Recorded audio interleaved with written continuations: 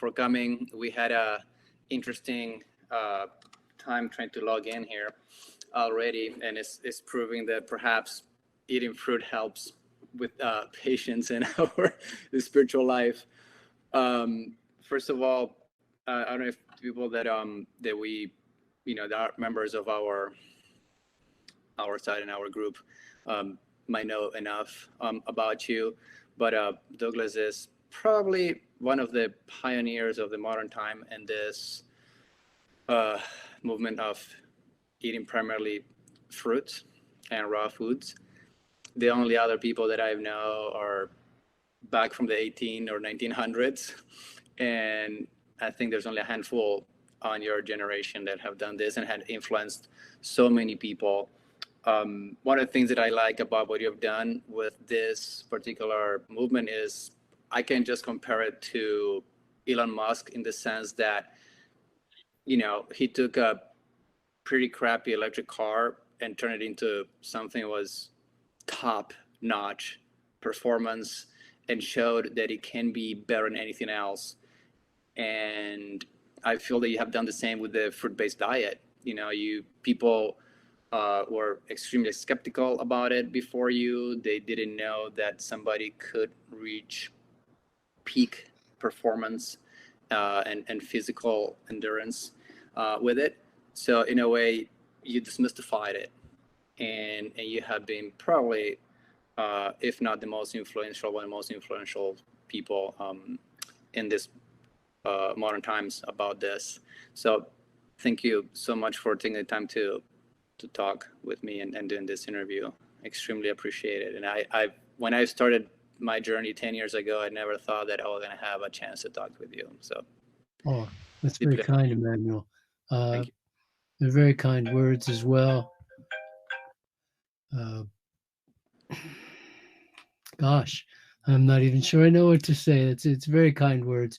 I would tend to agree with you on the idea that I too had no idea how my life would change by just stating what I truly believe and stating what seemed obvious to me. I'm a person who stands up for what he believes, and when I started telling people about raw foods, there wasn't that many people wanting to listen. And to this day, there's not that many people wanting to listen compared to 8 billion, out of 8 billion. If it was 8 million, it's not very many out of 8 billion. Right. If it's 800,000, it's a lot less. Very small percentage of the population, really. But within that population, I'm very honored that people have been willing to let me into the conversation, let me into their considerations, and even actually play a part in their lifestyle. It's been quite something. Yeah. I was a chiropractor, I was a sports coach, I was athlete myself, still athlete myself, and coaching still. But I retired from chiropractic, and because so many people wanted help with raw food, this was not something I saw coming. I mean, I did not see that at all. But it and financially, it's nowhere near as lucrative, as being in private practice by any stretch. But to my heart and my soul and my senses, it's far more rewarding. And being a private practice chiropractor was very rewarding, but I find this connection with people to talk about things that I know other people aren't even talking about. a conversation just this morning with a client who was very excited about food that he's picking off of trees, Hmm. and the taste of that food that he's picking off of trees that he planted, and the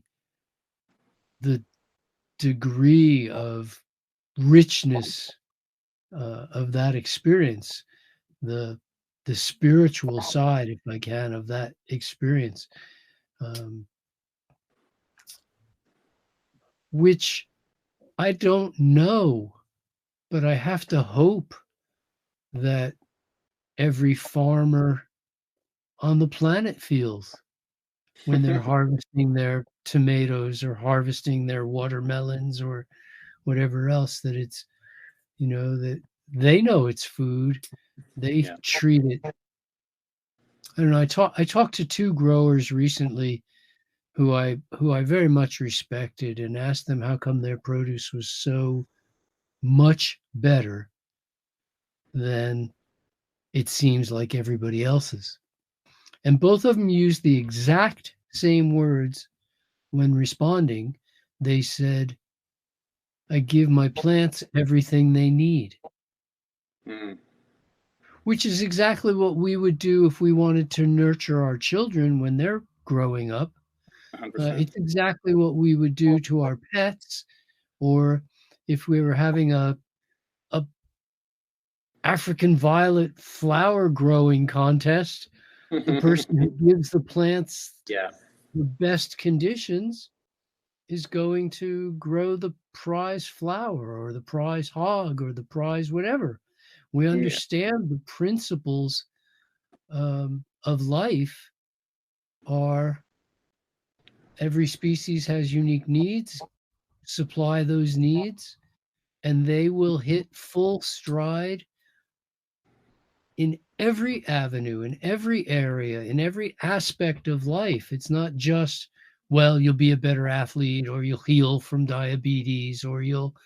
the warts will go away, or the indigestion, or whatever the health problem might be. This is every aspect of life. So it's mental function, it's spiritual function, it's trusting your judgment, it's the personal growth, the ability to learn and remember and recall. Um, it's every function and every structure vectors towards health to the degree that we improve the way we take care of ourselves.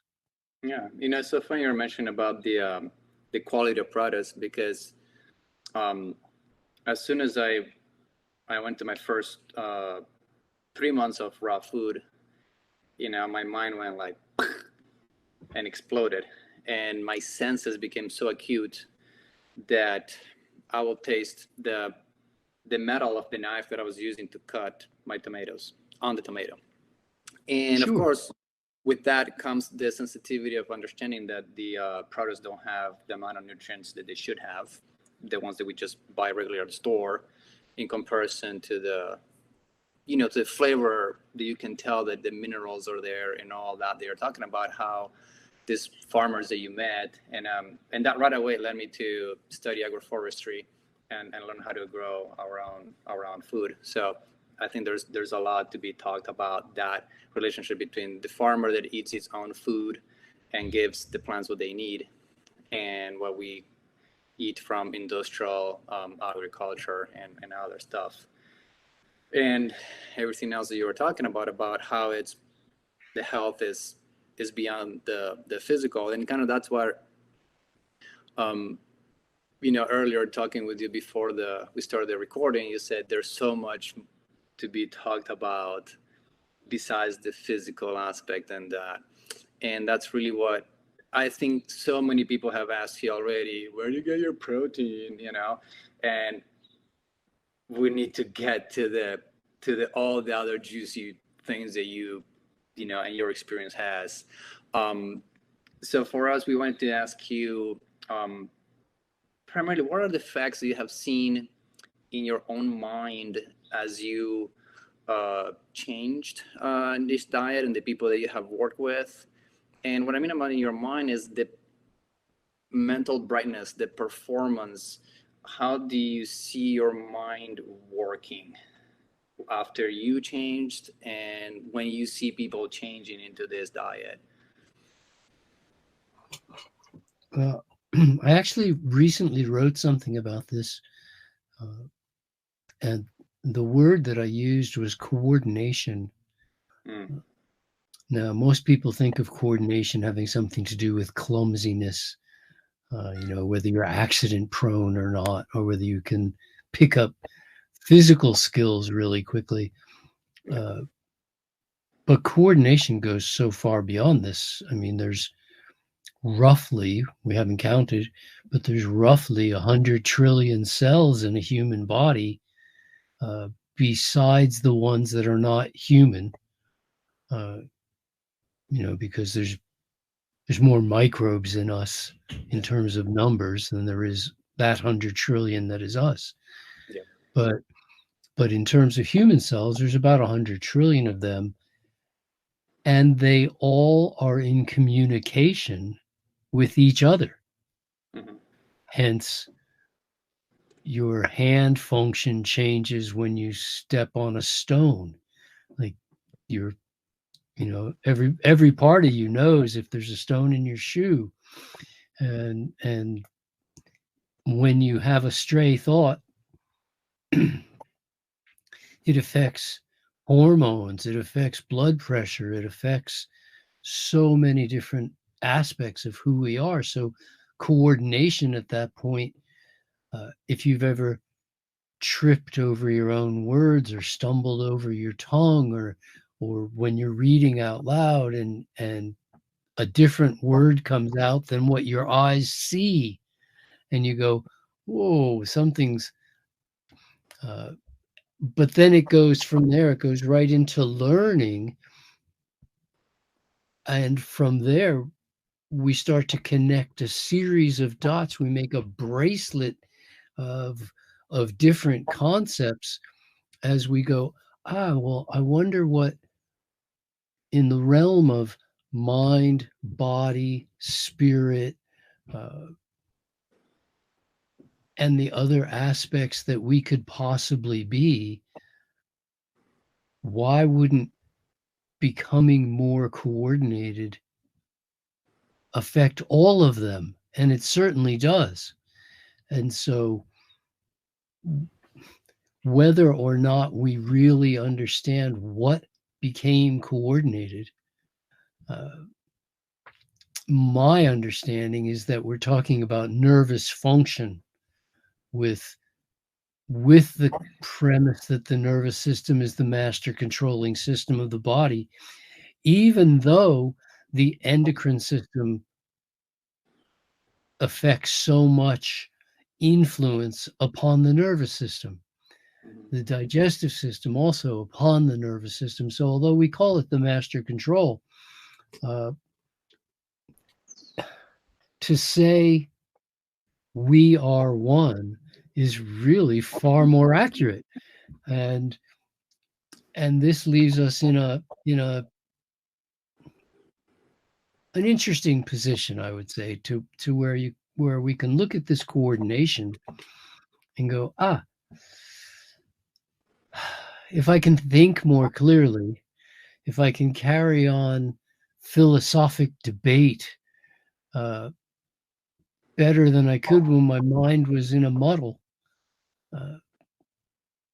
if I can look at the stars and realize that I'm looking billions of years possibly into the past, and then start to take that on board, that I can be in many places at once, and or certainly in many times at once. It gets to be a fascinating world, and for me, what I really wanted to do was just continue learning.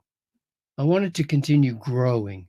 As an individual, I want to continue growing. I'm not going to get taller, and I've never really wanted to be a bodybuilder. So in those two senses, I'm not growing, but in my in my sense of who I am, in my spiritual awareness, in my everyday, in my social interaction awareness, in my basketball players call it court sense, to know where everybody else is on the court and what the play is that's developing, even though they're paying attention to their thing, they know what the other 9 people are doing. And there's some people who are very aware on the road and other people oblivious. We've all met the person in the grocery store who turned their cart sideways in the middle of the aisle and didn't know anybody else was there. Like, oh, there might be other people wanting to go up and down this aisle. So that level of awareness ties in with all of our other types of awareness, allowing us to grow as individuals. I've been reading quite a bit lately about the various influences that switch off that ability to grow. And it's many of them are food, most of the rest are drug. And it's not that I don't want people to think like I'm saying there's a miracle happens when we eat raw food, or that something greater than us happens when we eat raw food. We don't become more. What we do is we get a chance to reach the potential that we had within us in the first place. Whereas when we're not eating raw food, we're dumbing down that potential. People say, oh, well, does eating raw food make you live longer? No, it doesn't make you live longer. But there's a tremendous number of factors in our lifestyle that make us live shorter. And if we start to avoid those,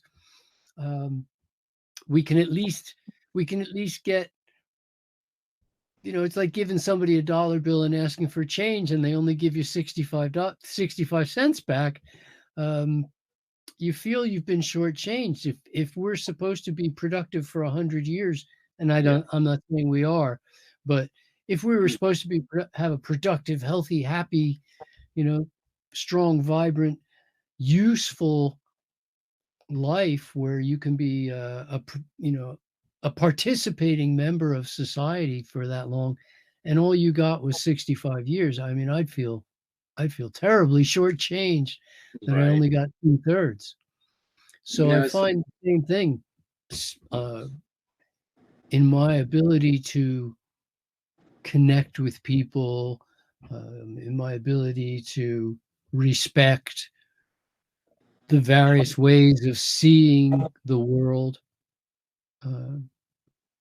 This has all grown on raw food in ways that I felt, when I look back on it, the only description was I was dumbing myself down on cooked food. Yeah, it feels, you're tapping into so many things. You're talking about mental sharpness, and you can tell just because of how eloquent and fast your mind thinks and your words come through. And you talked about this expansion of not awareness, but just on your surrounding awareness. Like, I'm aware of what's happening around me more just because of this numbness. And something that we talked a lot about, and I think we're going to tap into in a couple of questions down the road here, is the some people have this idea that it has to be something miraculous to eat raw food, but it really comes down into bringing awareness into the why is or what is behind the self-destructive behaviors, and those are the ones that are taking our health and our lifespan, and perhaps allows us to tap into that a little easier and resolve them a little easier. And that's one of the things that I wanted to talk to you about. It seems like, I had maybe we can just jump into that. I was going to ask you about how have you seen this idea of, or because you have coached athletes, and a lot of people are like, they feel more present, and that's something you just mentioned, and also seems like it will help you concentrate in what you're doing and focus your mind better. And I think you kind of answered that. But the straight question was, do you and the people you have seen they follow this diet, and of course they seem to be more mentally stable, as you just said. I'm able to tolerate more. I'm able to look for different ideas easily. And how does that affect you in handling emotions? And of course, that goes along with that self-destructive behavior that you were talking about. But in general, how it allows you to bring, when you're put into either challenging situations or tapping into your own past emotional baggage, certain traumas maybe. How do you see this diet has affected you on that, or helped, or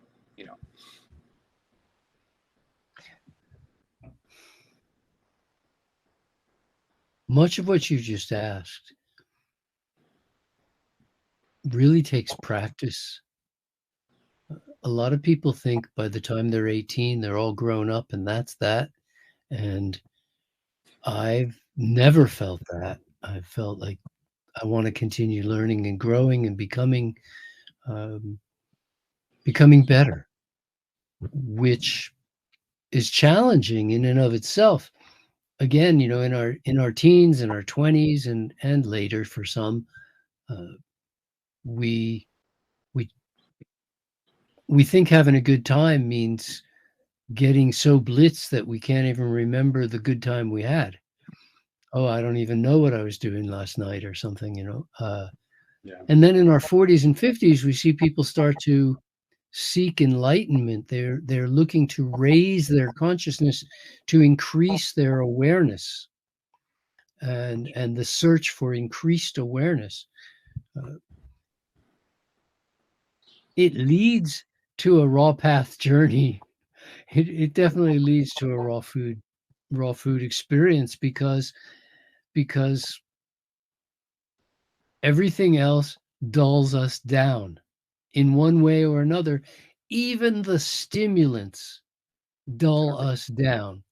All right, because there's a secondary effect to every stimulant, which is a dulling effect. So, and when we're stimulated, it's a feeling of heightened awareness, but it's a very narrow heightened awareness. So it's not the same full spectrum, if I will. Yeah. So I mean, we're talking about things that are in some ways rather difficult to pin down, difficult to quantify, to objectify. And so we have to go, okay, well, how does it feel? And I don't know what would have happened in my life 40 years ago, 45 years ago, had I not made the dietary changes that I did. Maybe I'd be the exact same person that I am now anyway. But I don't think so. I honestly don't think so. And I don't know, again, how much outside influence that wasn't just my diet stimulated the personal growth that happened within me. We're all experiments of one, so we can never really say. Yeah, of course, you can't compare. It never happened. But my thought process to answer the question was, in most cases, people eating cooked food are numb. They're eating cooked food. They're dumbing down their emotions. When they eat comfort food, it's to numb themselves. When they're having party food, it's numbing. They eat Thanksgiving meal until they go comatose. I mean, that's pretty numb. You fall asleep after meals. It's very numbing. It's not even comforting to the body. It's numbing, as opposed to raw food, which doesn't have that effect, which puts us in an awkward spot of actually having to experience the emotions that come up as they come up. Now, if you haven't had practice with that, that can be pretty shocking. 100%. It can be pretty uncomfortable. And so I would say partly yes, certainly raw foods allowed me to have more of these experiences, which I should have been having my whole life, but the first 25 years was kind of lost to that. and being a child of the 70s. but the practice that came, and then you go, now I get to experience this emotion. Now I get to experience this emotion. It's not so bad. Let me, the view I've had is I want to feel each and every emotion. I'm not hiding from them. But some of them were very uncomfortable, and I had to experience them a lot of times before I could embrace them and go, oh, now I feel this. Now I feel anger. Now I feel resentment. Now I feel whatever I feel. And these took some practice to become comfortable feeling your emotions, so that you could then move on. Because if you don't experience the emotion, then you've missed out on something important. If you stuff it down, you're not really getting what was there to experience. If you're upset and angry and instead you beat up your pillow or you take it out on somebody else, you still haven't experienced it. You're just passing it along. And you're just delaying the obvious that is going to happen. So you're just numbing it with cooked foods or punching the pillow. Like you said, it will come back eventually later. So getting into a position with raw foods where I could actually have these experiences and say, okay, I want to feel what my feelings are like. Oh, that's anguish. Oh, okay. Or whatever. And it took me a while. It took me a good while. Have you ever said when you're driving in a car or even on an airplane and you go, oh, are we here already? Like we've all had that, and you go, oh, we're here already? Didn't like something, we lost track of some things. And there were times where I didn't know what various emotions were. And my wife had to tell me that I was experiencing something because I didn't know I was. She said, why are you angry? And I go, I'm not angry. And it's like, oh yeah, actually deep down there I wasn't I, a moment ago? And I could honestly say I'm not angry because I wasn't any longer. Emotions are fleeting. Emotions come and go by thousands by the second sometimes. Right. They come quickly. It's as fast as the frames on a movie and faster. Sometimes if you're stuck in the same emotion for a minute or two, that's a long time to be in one emotion. Yeah.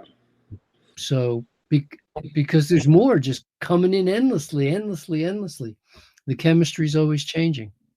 Yeah, it's never ending.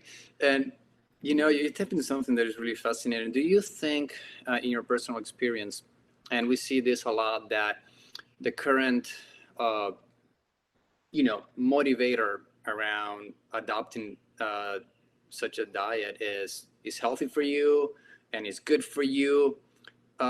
Do you think that this, or in your experience, just not just with yourself, but with so many people you have worked with, do you think that this, I will say, not obvious emotional load that comes with the adoption of the fruit-based diet, raw food diet, and the difficulty to adapt on the learning curve or how to deal with it.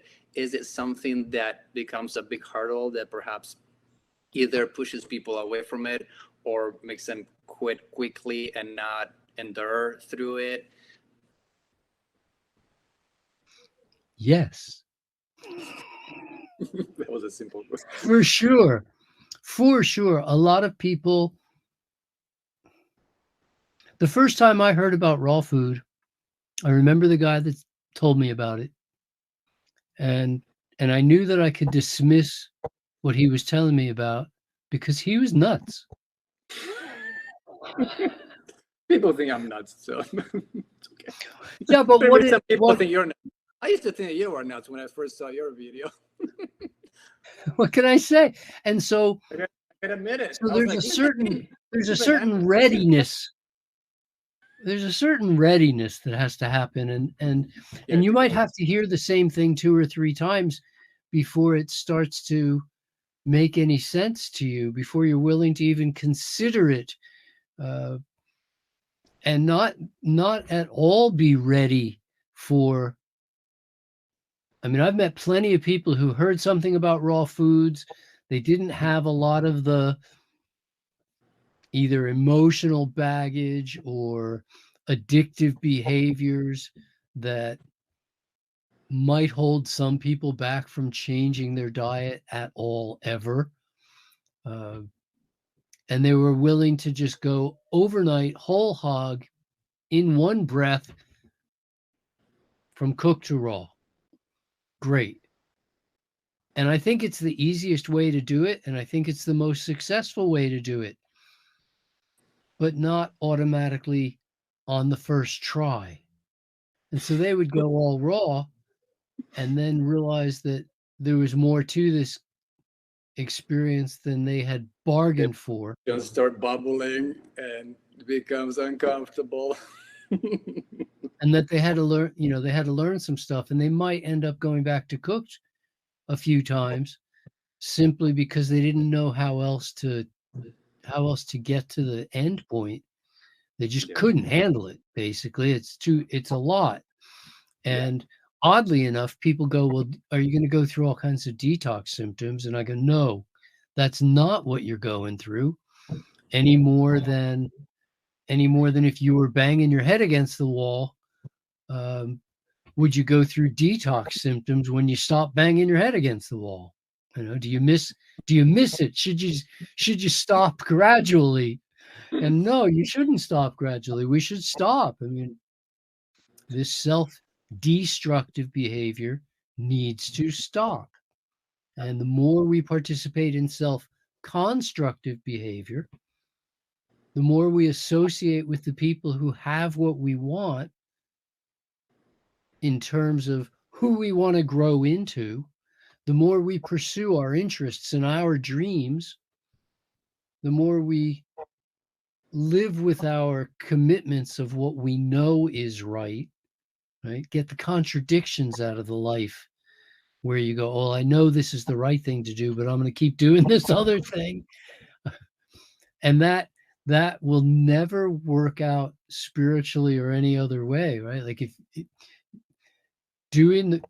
we know in our hearts what's right, and it's never wrong to do the right thing.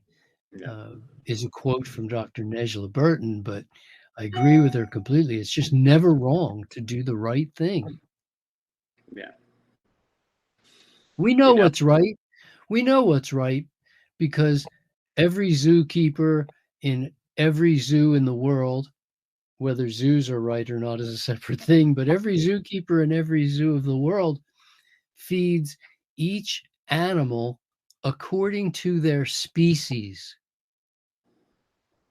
So according to their species, the giraffes get this and the lions get this and the whoever else gets whatever else. And to think that people wouldn't also have a species specific diet is head in the sand. Yeah. It's really putting your head in the sand. People have to have a species specific diet.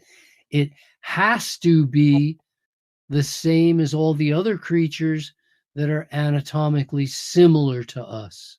Yeah. So the chimpanzees and orangutans and bonobo and the others that are most similar to us genetically, anatomically, physiologically, intellectually, socially, the ones that are most like us anatomically and physiologically, their diet should suit us, because this is a rule of similars as stated in what's called comparative anatomy. And if you have two species that are similar in anatomy and physiology, they're going to eat similar foods. So we know which animals are going to be the grazing animals because they're built similarly. Yeah. With We see.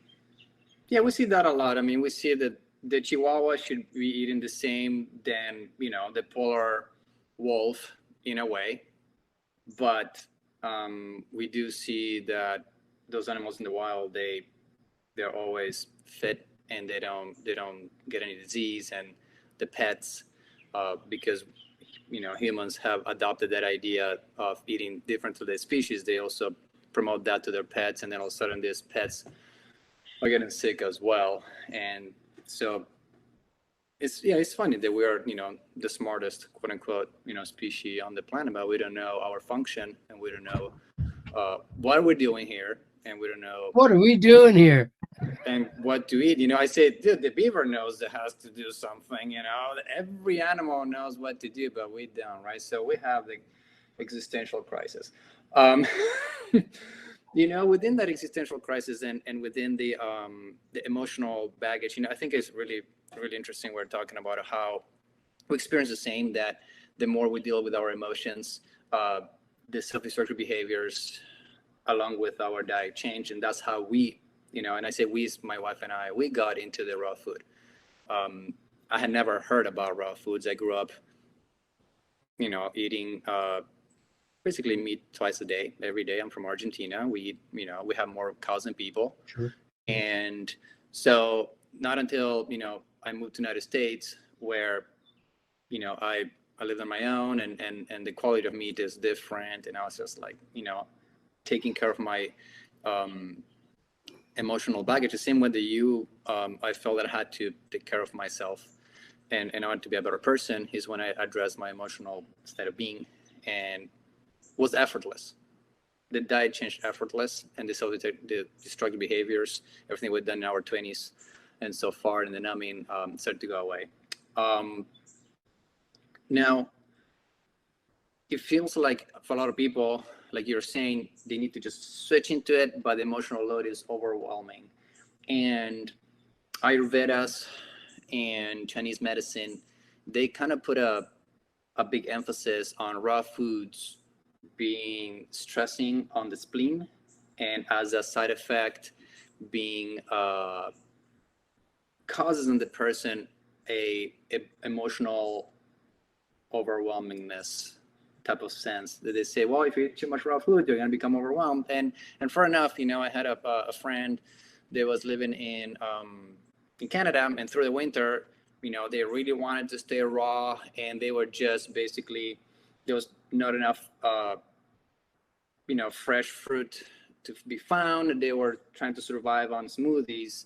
And I asked her, hey, are you every day crying in a corner because you're overwhelmed? And she's like, yes, I can't handle this anymore. You know, she was like, you know.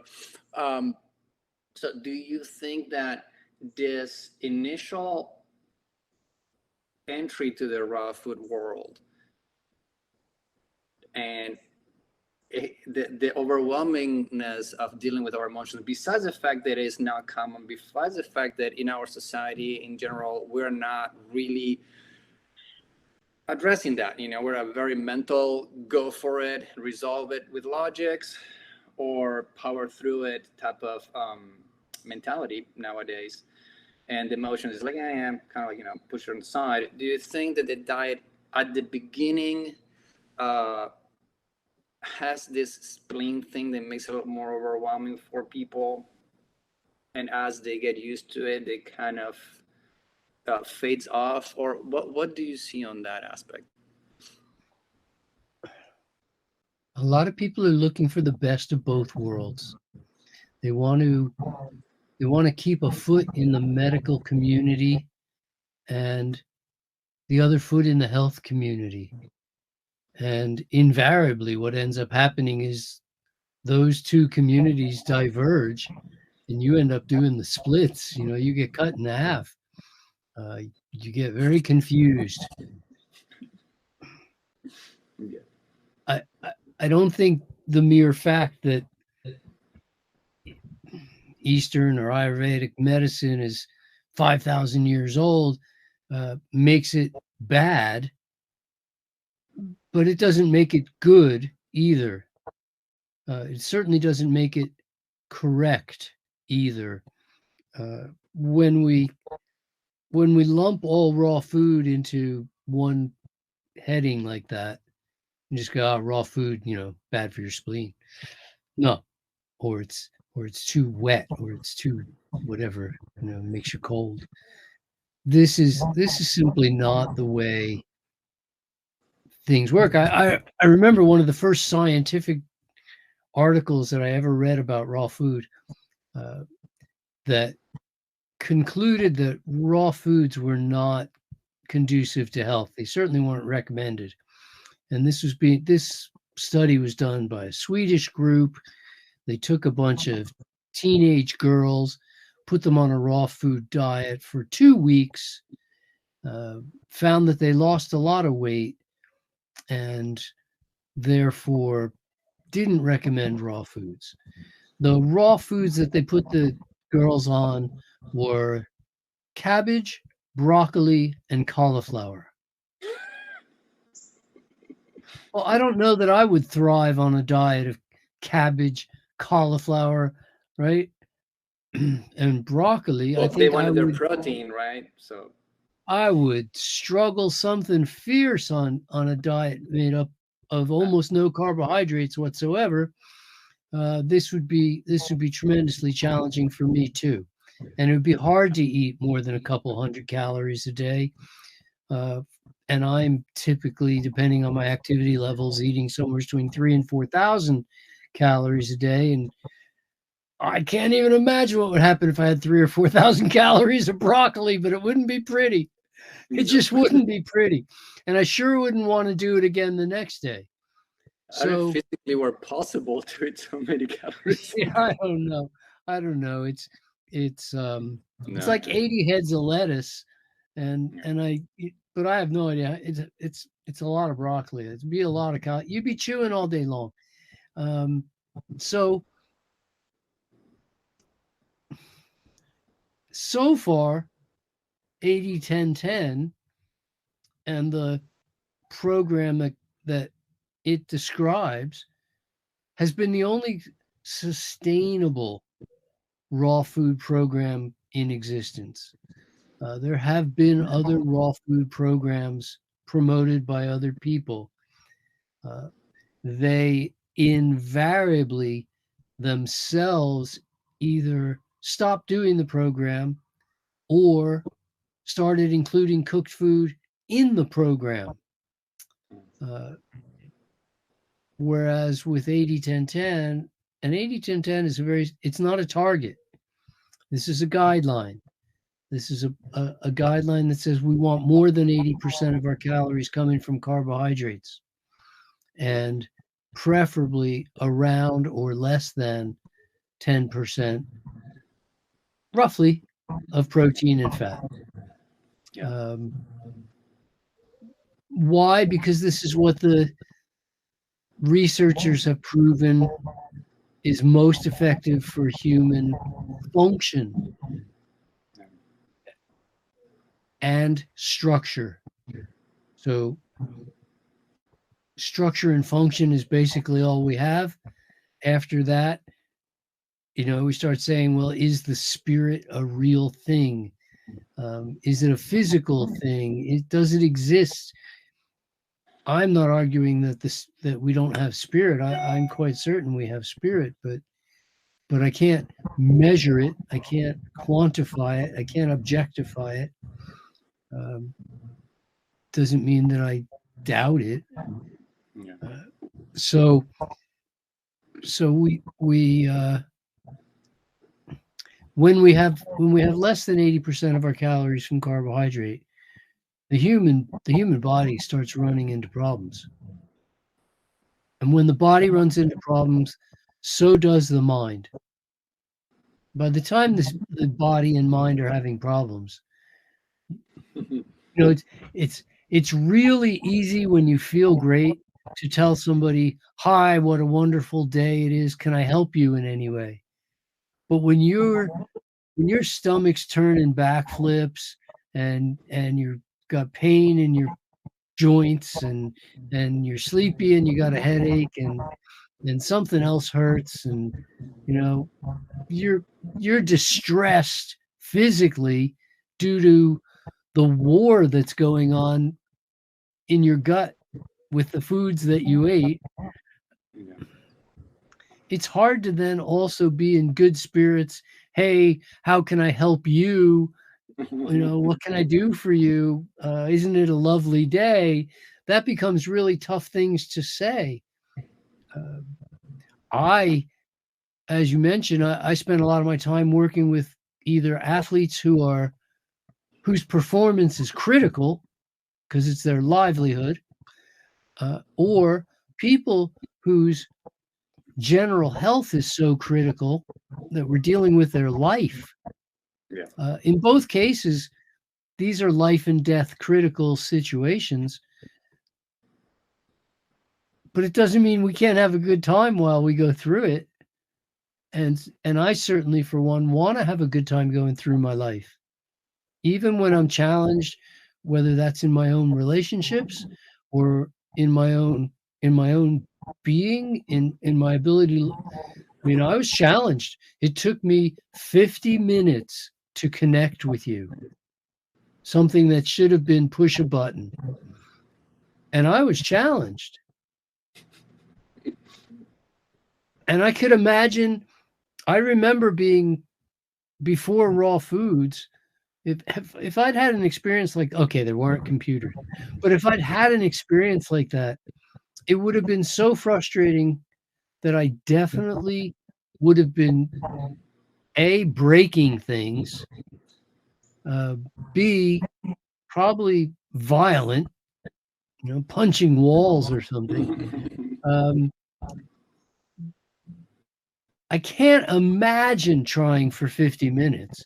I would have quit the first time that I thought about quitting 40 minutes sooner. Why this guy chose to do this way?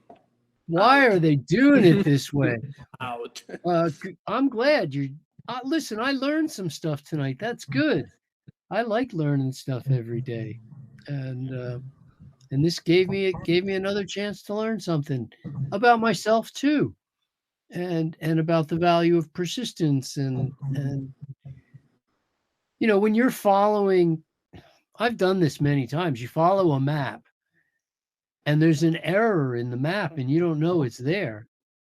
And tonight, like, you guys thought you were being step, but there was a couple of things missing, or my computer shows a different screen than your computer, so it shows it in a different way. There's not a blame thing here going on. It's just I kept getting to dead ends.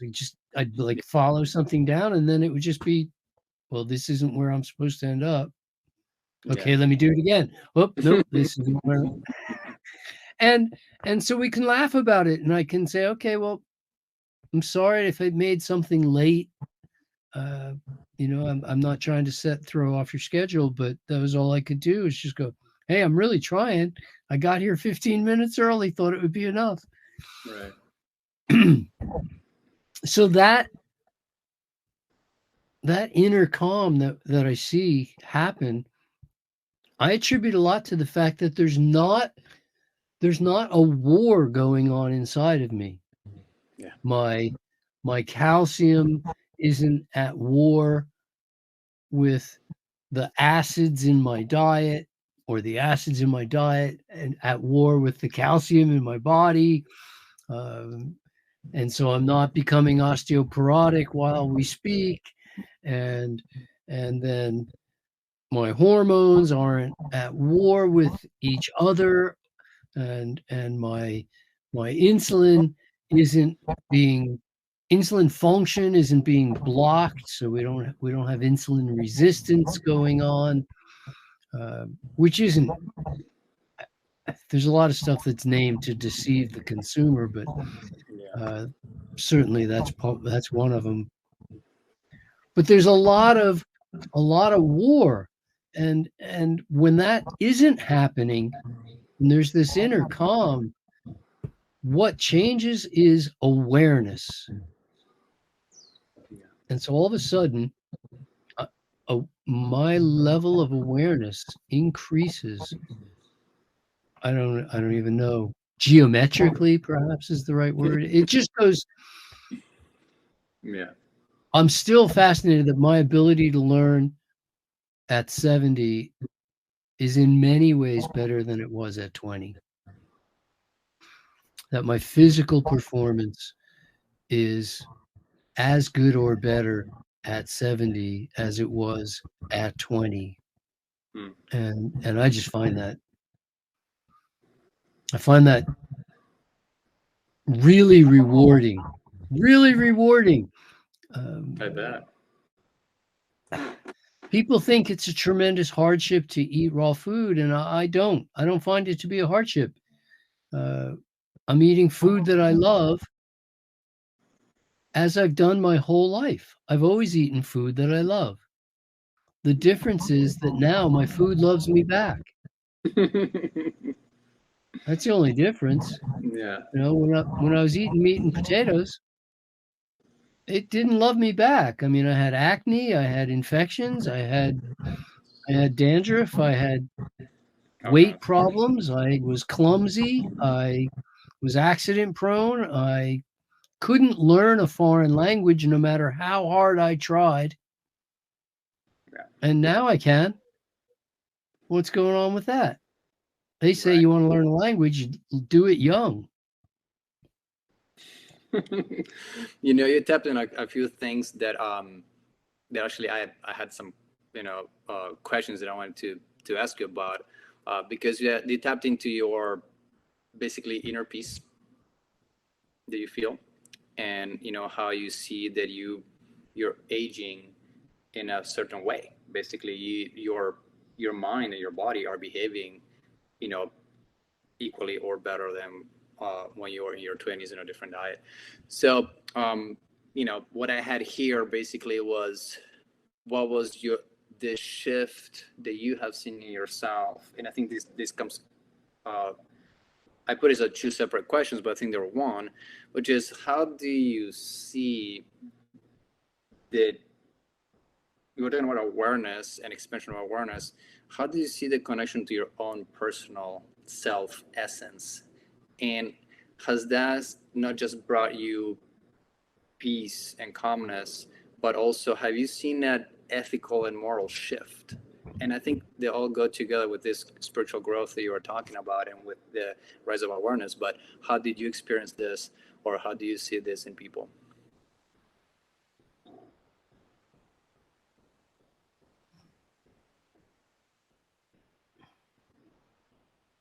There's a lot of reasons to go raw, a lot of reasons to go vegan. Some do it for their health, some do it for the animals, some do it for the planet, or whatever. If we can't embrace all of those, you're not likely to stay raw for very long, I wouldn't think. So to me, they're all important. And I like mind, body, spirit. I don't really separate the three one from the other. I think what really came about was my ability to embrace personal responsibility started to rise. And the more I embraced that personal responsibility, the more it rose, the more the ability rose, so that I can look and go, yes, I'd really like to eat this, but yes, also, I'd like to wake up in the morning feeling ready to go. And if I eat this, I'm going to be ready to go. But if I eat that, I'm going to be paying a terrible price tomorrow. And I don't want to pay that price. I want the prize, not the price. And so to me, the prize is sweet and juicy. It's always sweet and juicy. That's why there's always room for dessert. In my case, I'm eating dessert for breakfast, lunch, and dinner. And I feel ever so lucky, that I get to do that. Have sweet and juicy food over and over and over. Because we never tire of it. It's our natural diet. It's our species specific diet. It's why we sense sweet on the tip of our tongue and gag on bitter at the back of our tongue. So in the world of nutrition, there's 3 kinds of calorie sources: protein, fats, and carbohydrates. And certain proteins are classed as essential, meaning we have to get them from our diet. Certain fats are essential, meaning we have to get them from our diet. Essential being a technical term in the world of nutrition. And people ask me often, they go, well, if you keep saying carbs are so important, we should have more than 80% of our calories from carbs. If carbs are so important, how come there's no essential carbs? And I go, well, that's because you're using the word essential to mean something different than the word essential means in the science of nutrition. You're using it like a layperson. In fact, carbohydrates are so important that there are none that you must get from your diet. Your body can manufacture all of the ones you need from no matter what you eat. You could be living on protein powder out of a can, and your body will manufacture the carbohydrates you need. You could be living on nothing but whale blubber, and your body will manufacture the carbohydrates you need because they're that important. And nature didn't leave it up to chance.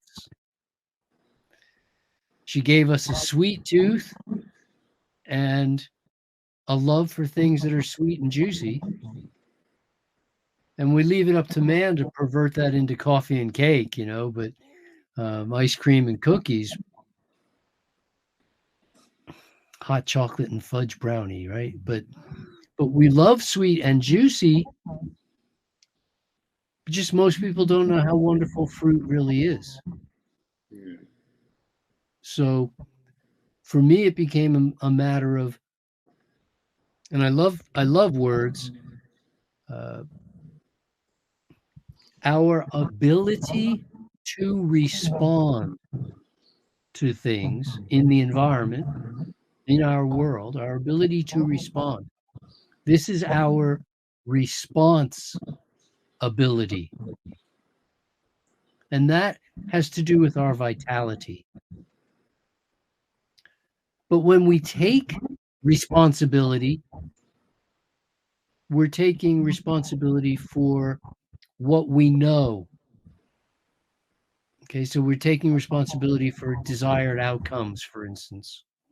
You want to go somewhere in your car or on your bicycle, you want to go somewhere. And as you go, you see a road off down the side and you go, wow, that looks like a really interesting road. I really want to know what's down there. Or maybe you do know what's down there and you go, 50 miles down that road, there's a canyon that's the coolest place ever. But you're supposed to be at your friend's house in 20 minutes and you're only going to get there on time if you go down the road to your friend's house. You can't go down these side streets. This is responsibility. You're responsible to be somewhere at a certain time because you gave your word, then you live up to your word. Our responsibility is to take great care of ourselves so that we can help others when they're in need. We're here to make the world a better place and enjoy doing it. There's nothing says we aren't here to enjoy ourselves, but practically everybody has that feeling like we'd like to make the world a better place. We know that.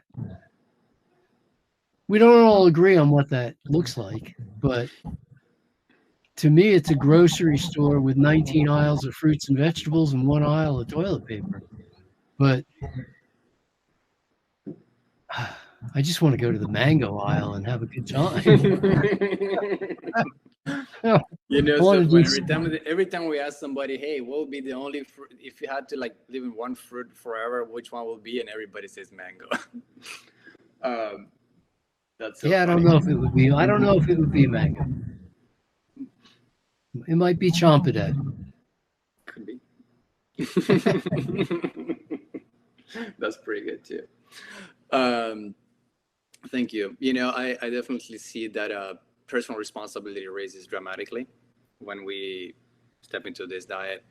I see also honesty in the emotional level and in the regular livelihood.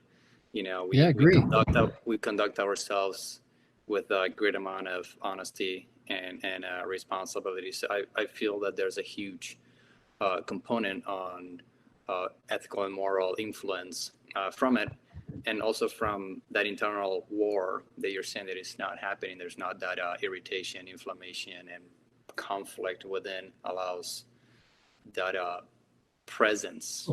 It's tying up all your vitality. Yeah. And that presence allows us to conduct ourselves in a different way, which I think takes me to the last two questions, because you're being so generous with your time already.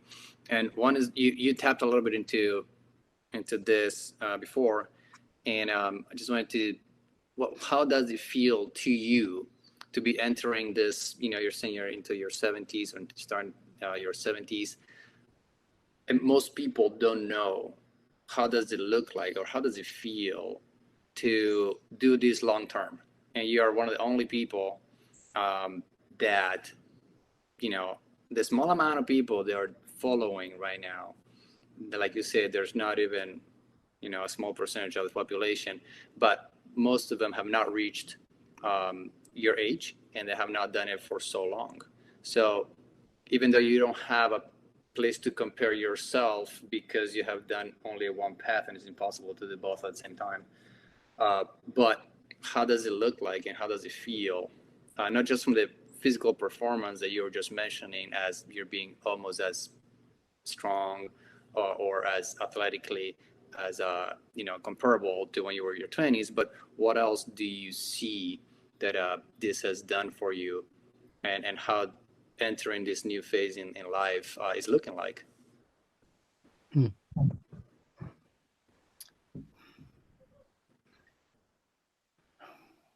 Have you ever heard the expression 99-pound weakling?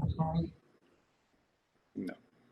Okay, well, if you can picture a guy who's a 99-pound weakling, this was a common phrase 80 to 100 years ago.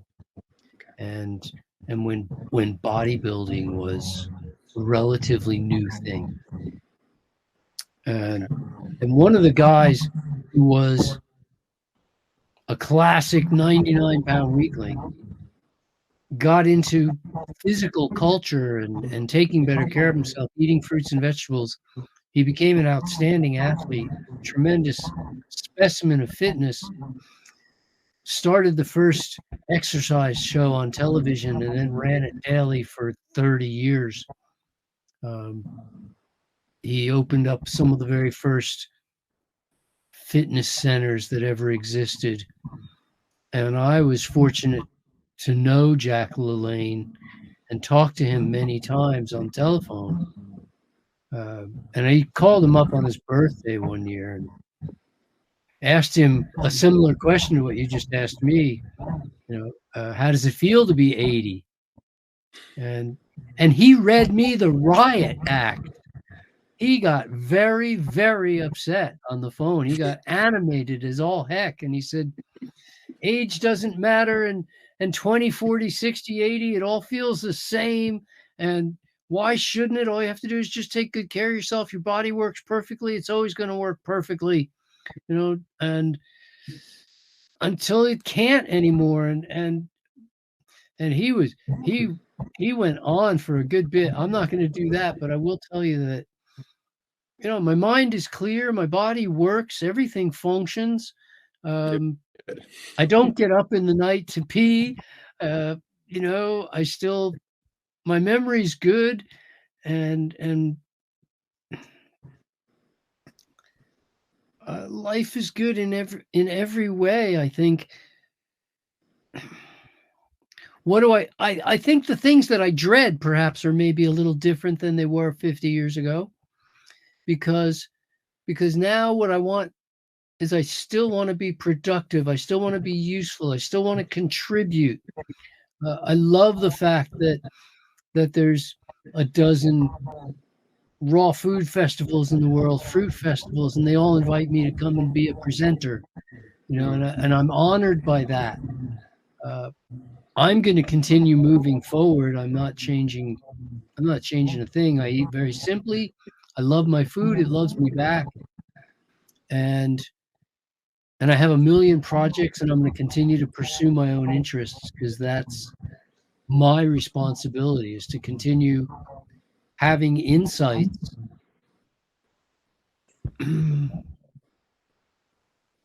exactly the same as everybody else. Nobody can have the insights that I have, and I can't have the ones that they have.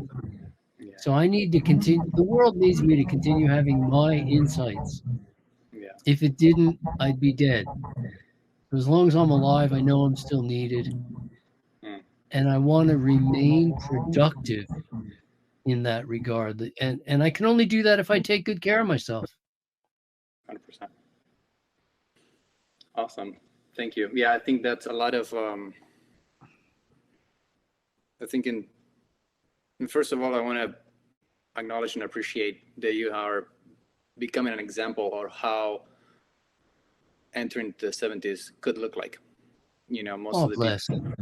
Well, because most people nowadays are experiencing something very different than what you are. They're not experiencing pursuing dreams still. They're not experiencing vitality in the physical or in the mental level, and so it just shows.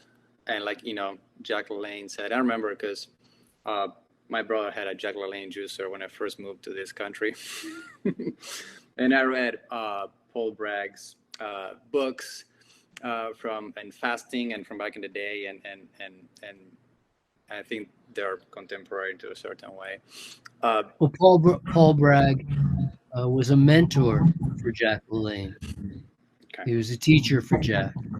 Mm-hmm. And Paul Bragg's teacher before that was a man named Bernard McFadden, who wrote the book Weakness is a Crime.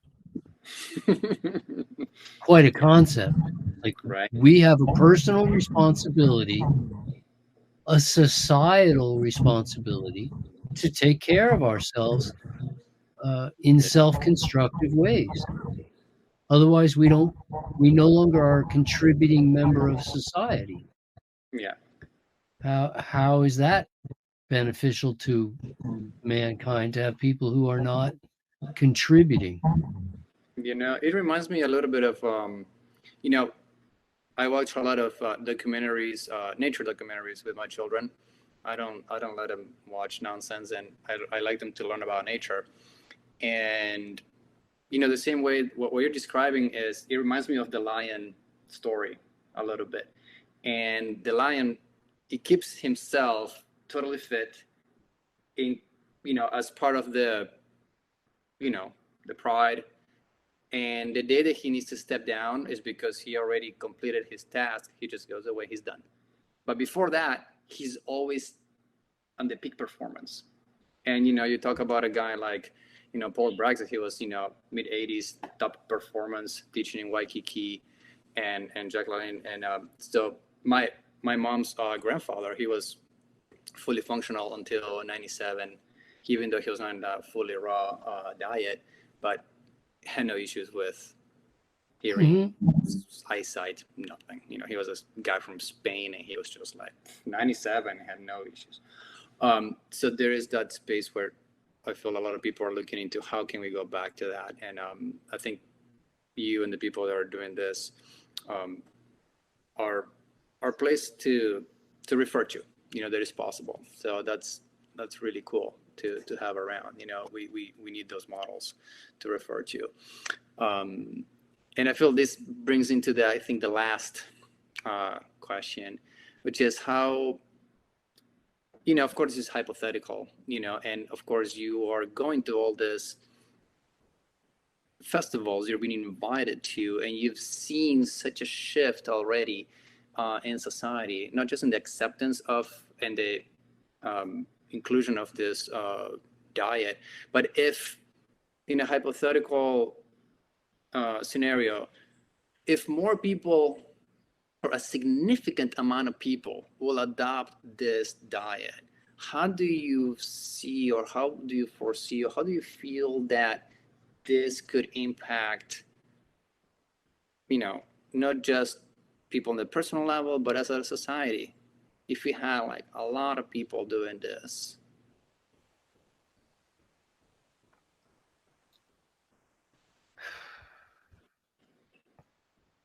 Because you go and you speak and you see more people coming and you see this movement and you see there's a change, and what do you see?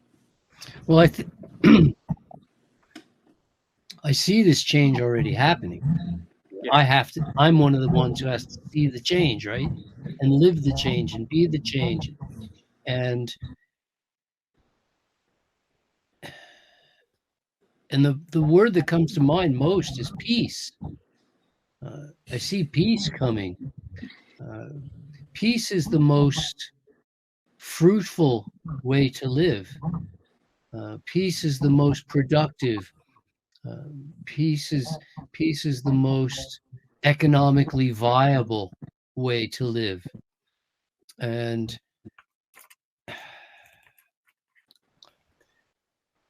but I see some major upheaval because we've set up a system where what we call free people are all slaves, and we get to choose who our new slave master is going to be, and we think that gives us some kind of freedom. You know, we get to vote for our new slave master.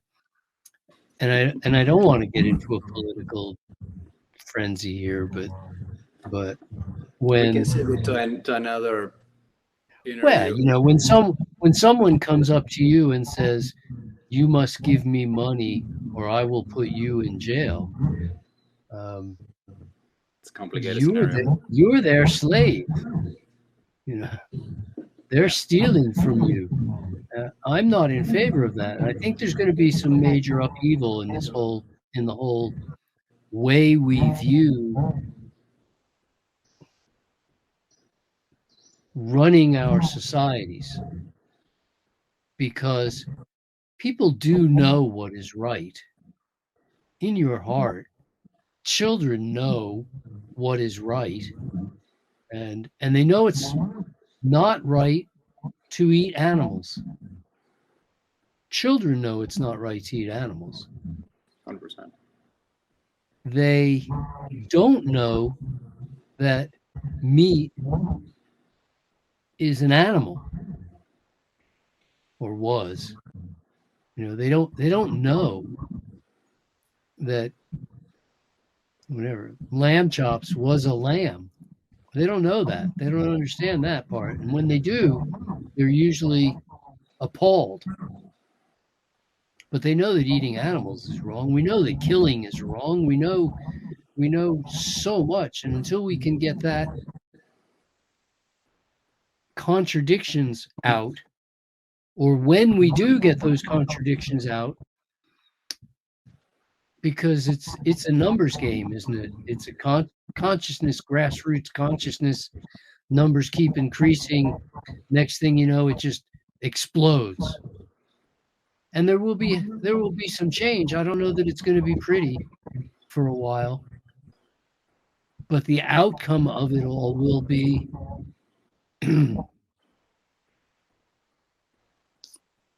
another golden age. It'll be the next golden age. Have you read those papers from the Herald of the Golden Age? No. No, I've not. Have you heard of them? No, but I'll look into them. Yeah, it's there was a group in London in the early 1900s, late 18, I think, but mostly into early 1900s, of Christian doctors that they adopted a fruit-based diet, and they were promoting fruitarianism, and they called it the Herald of the Golden Age because they believed that if everybody will eat that way, it will bring a golden age to. So do I. I'm glad to hear that.